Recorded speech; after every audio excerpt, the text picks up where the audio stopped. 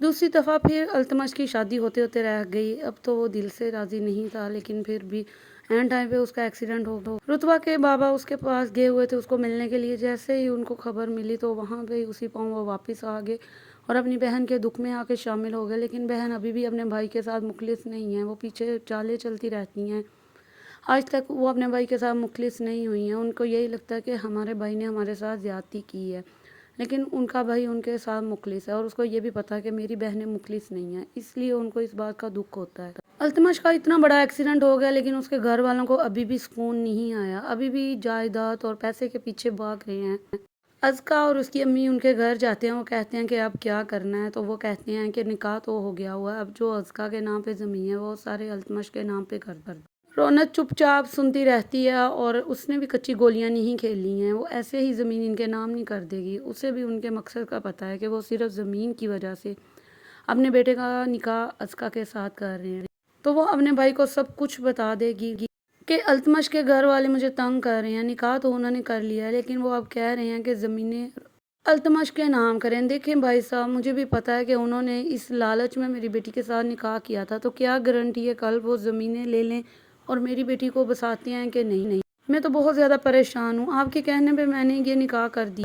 रौनक ने आज तक जो भी अपना काम करवाना चाहा अपने भाई को अपने हाथों में लेके मीठी प्यारी होके सारे काम निकलवा लेती है। उसी ने ही रुतबा और भाई साहब को अपने हाथों में लेके ये रिश्ता तड़वाया था।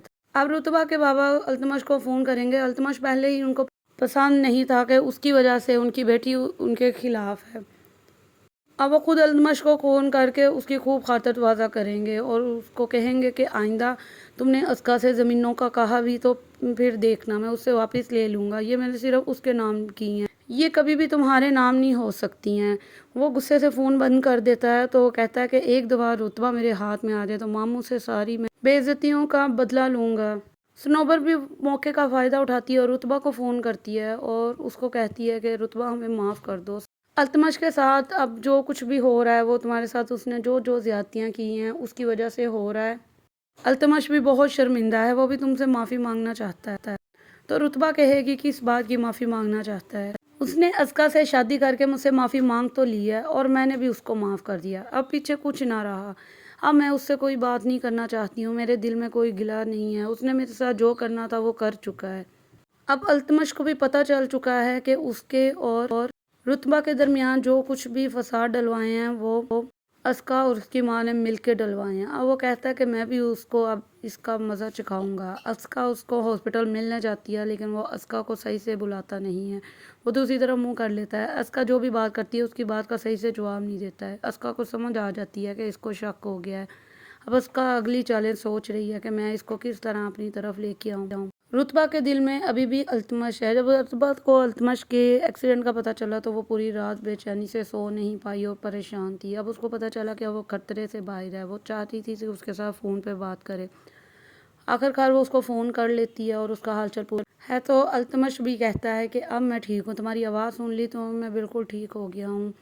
खुर्शीद को जब पता चलता है कि रुतबा ने अल्तमश से बात की है तो खुर्शीद कहेगा कि आइंदा तुमने अल्तमश से बात नहीं करनी है। तो रुतबा कहेगी कि तुम कौन होते हो मुझे रोकने वाले, मैं इसी तरह उससे बात करूँगी। खुर्शीद कहता है कि मैं तुम्हारा शौहर हूँ, तुमने बाकी तो हक़ मुझे नहीं दिए हैं, लेकिन ये हक़ मुझे है कि मैं पूछूँ तुम क्या कर रही हो, क्या किससे मिल रही हो, किससे बात कर रही हो। तो तुम मुझसे रब्ता नहीं करोगी। वो कहती है कि तुम जो मर्ज़ी कर लो, मैं ऐसे ही उससे बात करूँगी और आइंदा भी करती रहूँगी। तुम्हारी कोई हुक्मरानी मेरे पे नहीं चलने वाली है। खुर्शीद की कुलीग भी नोट करती है कि रुतबा उसके साथ उखड़ी उखड़ी रहती है, उसका सलूक उसके साथ ठीक नहीं है। वो जब भी आती है तो खुर्शीद उसके लिए खाने बना रहा होता है, काम कर रहा होता है और आराम से बैठी होती है। जब वो जाती है तो वो उससे सही से बात भी नहीं कर रही होती है। तो वो पूछती है कि क्या बात है।